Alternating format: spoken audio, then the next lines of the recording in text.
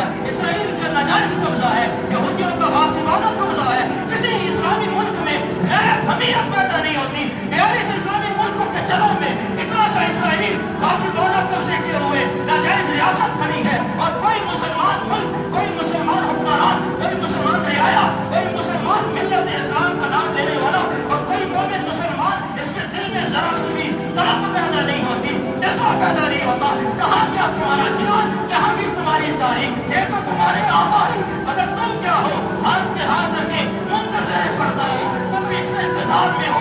آج آپ اپنی مسجدوں میں بیٹھ کر پکوں کے نیچے اور اس ماحول کے اندر دعائیں کرتے کھڑے ہو۔ میرا رب کہتا